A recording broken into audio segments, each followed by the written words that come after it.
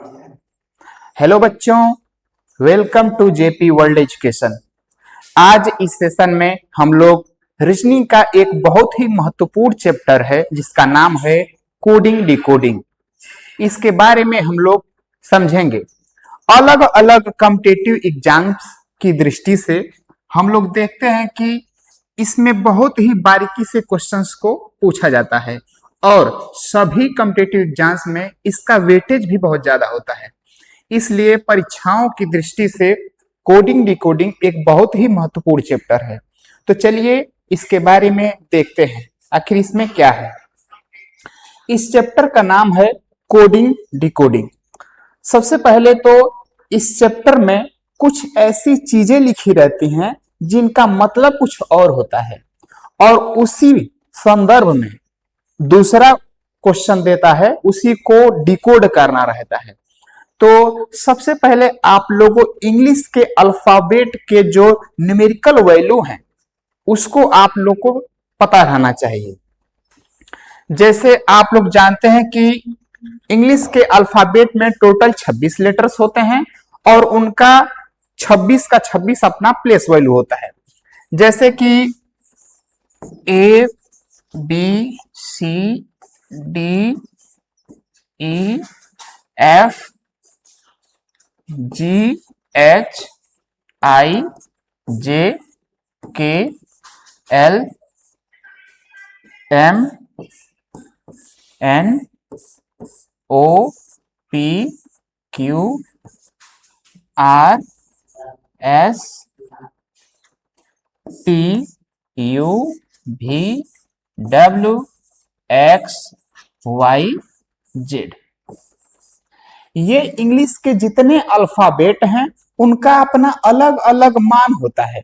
जैसे इसका एक होता है 2 3 4 5 6 7 8 9 10 11 12 13 14 15 16 17 18 19 20 21 22 23 24 25 और 26। जैसे कि जो वर्ड होता है, कोई भी वर्ड लिख दिया उसको डिकोड करना होता है। तो इस चैप्टर को के बारीकी के बारे में जानने से पहले आप सभी को सभी लेटरों का जो मान दिया है इंग्लिश लिटरेचर के अनुसार वह जानना अनिवार्य है। इसके बाद आप लोग क्वेश्चंस को सॉल्व कर सकते हैं बहुत ही आसानी से। तो इसको ध्यान से देख लीजिए और नोट कर लीजिए और पढ़ लीजिए। फिर इसके बाद हम आगे चलते हैं। फिर आगे देखिए, जैसे कि कोडिंग डिकोडिंग 3 प्रकार का होता है। पहला होता है अल्फाबेट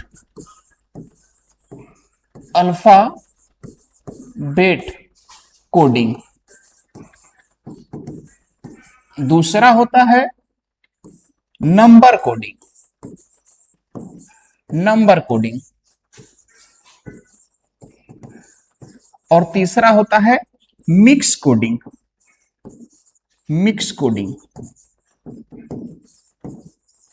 तो ये है पहला, ये है दूसरा और ये है तीसरा।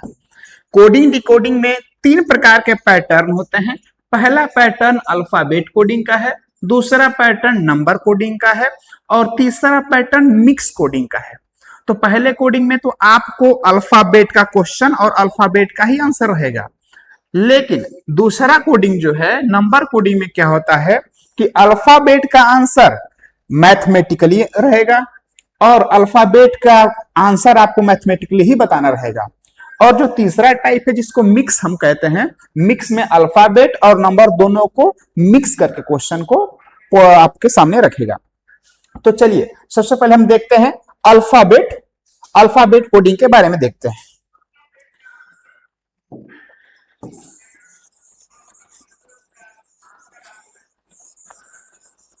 तो देखिए अल्फाबेट कोडिंग, इसका मतलब ये हुआ, सपोज दैट अल्फाबेट का जो पैटर्न होता है, इस पैटर्न को बहुत ही बारीकी से समझना पड़ता है, क्योंकि सारे क्वेश्चन पैटर्न पर ही आते हैं। अल्फाबेट का जो पहला पैटर्न है, इसको हम लोग कहते हैं, अल्फाबेट का जो पहला पैटर्न है इसको कहते हैं forward pattern. Forward pattern, forward pattern है ये। किसी भी चैप्टर के बारे में जानने से पहले आपको उसके बारीकियों के बारे में जानना पड़ेगा, तभी क्वेश्चंस के प्रश्न के आंसर आप दे पाएंगे। तो फॉरवर्ड पैटर्न, फॉरवर्ड पैटर्न में क्या होता है कि जैसे सपोज दैट कोई नाम लिखा है, सपोज दैट मेरा ही नाम रुपेश लिखा है, ये मेरा नाम रुपेश है, ठीक। तो इसका ये कोडिंग है। जैसे कि अब इसी को एक शब्द दिया है, इसको दूसरे शब्दों में लिख रहा है, जैसे कि SVQ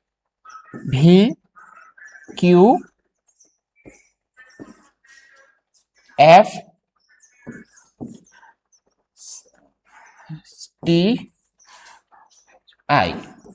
सपोज दैट कि रुपेश को ये कोड किया है, फिर आपसे पूछना चाहता है तो बताइए सन का कोडिंग क्या होगा, सन को क्या कहेंगे।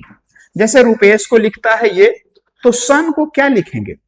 इसमें आप लोग इस बात को देखेंगे कि हर एक लेटर में +1 कर रखा है, हर एक लेटर में +1 कर रखा है। ये हमको कैसे पता चला कि हर एक लेटर में +1 कर रखा है? क्योंकि हम जानते हैं कि इसका प्लेस वैल्यू होता है, इसका प्लेस वैल्यू है 18, इसका प्लेस वैल्यू है 21, इसका प्लेस वैल्यू है 16, इसका प्लेस वैल्यू है 5, इसका है 19 और इसका है 8। ये प्लेस वैल्यू है जो कि मैं पहले इस चैप्टर के स्टार्टिंग में ही आपको बता दिया हूं। और बाकी क्वेश्चंस के जो प्लेस वैल्यू है, इसका 19 है, इसका 22 है, इसका है आपका 17 और इसका 6 है, इसका 20 है और इसका 9 है। तो आप खुद देखिए, 18 से 19 किया है यानी कि +1 किया होगा, 21 को 22 लिखा है यानी कि +1 किया होगा, 16 को 17 लिखा है यानी कि +1 किया होगा, 5 को 6 लिखा है यानी +1 किया है, 19 को 20 लिखा है यानी +1 किया है और 8 को 9 लिखा है, इसका मतलब +1 किया है। तो इसे ही हम लोग कहते हैं फॉरवर्ड पैटर्न, मतलब बढ़ते हुए क्रम में। फॉरवर्ड पैटर्न का मतलब ये होता है कि नंबर्स को बढ़ते हुए क्रम में लिखेगा। अब देखिए यहां पे ध्यान देने वाली बात यह है कि ये जरूरी नहीं है कि केवल 1 ही प्लस करे। यहां पर फॉरवर्ड पैटर्न में +2 कर सकता है, +3 कर सकता है, +4 कर सकता है, +5 कर सकता है, +6 कर सकता है। ऐसे बढ़ते हुए नंबर्स को ऐड कर लेगा। या फिर एक और चीज इसमें ध्यान देने वाली बात होती है कि जरूरी नहीं है कि ये केवल आपकी नेचुरल नंबर ही ऐड करे। हो सकता है ऑड नंबर्स ऐड करने लगे, या हो सकता है इवन नंबर ऐड करने लगे, या हो सकता है प्राइम नंबर्स को ऐड करने लगे। तो उन चीजों को ध्यान में रखा जाता है। हो सकता है अगला पैटर्न में +2 कर रहा है, +4 कर लिया, +6 कर लिया, +8 कर लिया, +10 कर लिया। तो इसी को कहते हैं फॉरवर्ड पैटर्न, इसी को फॉरवर्ड पैटर्न कहते हैं। फॉरवर्ड पैटर्न में एक एक अक्षर को ध्यान से देखते हैं कि क्या जोड़ रहा है, उसका पैटर्न क्या बन रहा है, वही असली पकड़ है। अगर आप इस चीज को बारीकी से समझ पाते हैं तो आप इस अल्फाबेट कोडिंग का फॉरवर्ड पैटर्न बिल्कुल बारीकी से समझ चुके और इस पे बनने वाले किसी भी प्रकार के क्वेश्चन को बहुत ही आसानी से आप टैकल कर लेंगे। तो चलिए दोस्तों अगला क्वेश्चन देखते हैं इस पे।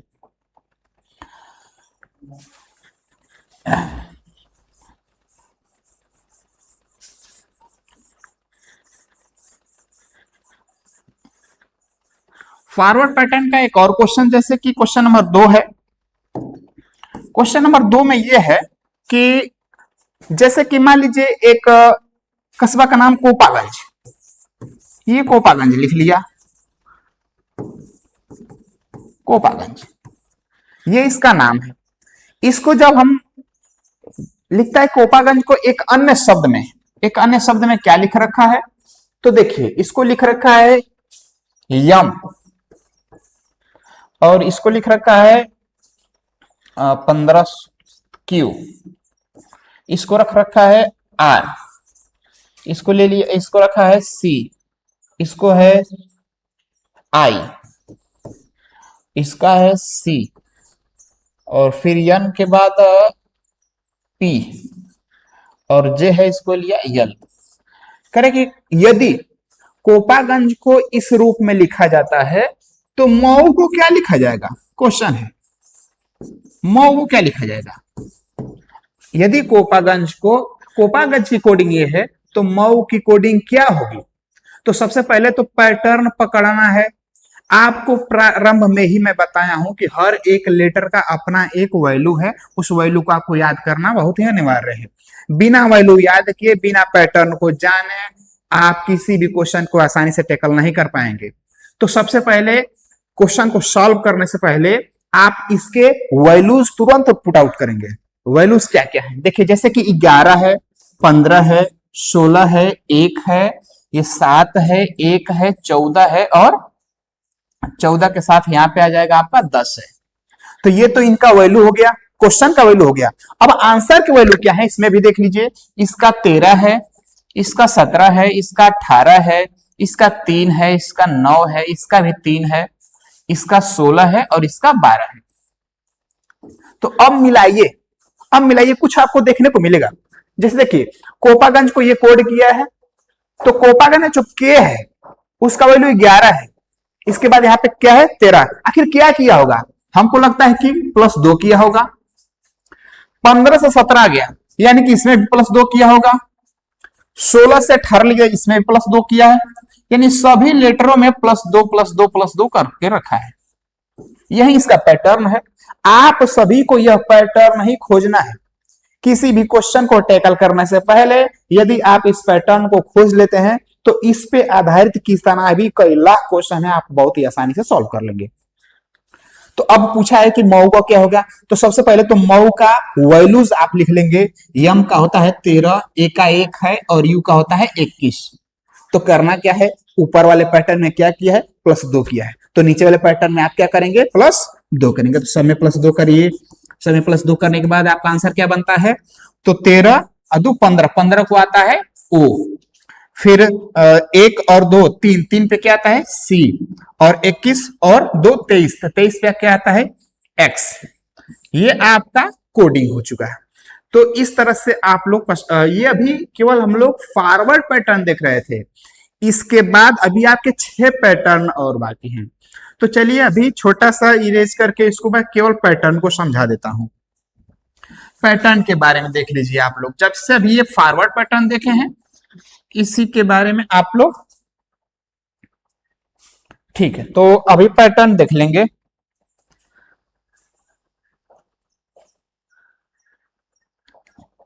तो पैटर्न देखिए, पैटर्न अभी फॉरवर्ड हुआ था, तो सेकेंड नंबर पर आता है बैकवर्ड पैटर्न। बैकवर्ड पैटर्न ये है बैकवर्ड, बैकवर्ड, या इसी को कभी कभी रिवर्स भी कहा जाता है, रिवर्स पैटर्न, रिवर्स पैटर्न, ये रिवर्स पैटर्न भी है। किसी किताब में बैकवर्ड पैटर्न लिखा था, किसी में रिवर्स पैटर्न लिखा रहता है, तो कंफ्यूजन की कोई बात नहीं है। फिर दूसरे नंबर पे आता है आपका क्रॉस पैटर्न, ये क्रॉस पैटर्न है, क्रॉस पैटर्न, क्रॉस पैटर्न भी इसी पे आता है। और तीसरे पे आता है, चौथे पे आता है आपका कॉमन पैटर्न, कॉमन पैटर्न। आपको सभी पैटर्न पे पढ़ करके सभी पैटर्न के बारे में अपना अलग अलग इसका नियम है, उसको जानना पड़ेगा। और इसके बाद आपका आता है पांचवे पर पोजीशन वैल्यू, पोजीशन, इसको हम पोजीशन पैटर्न भी कहते हैं, पोजीशन पैटर्न, ये पोजीशन पैटर्न है।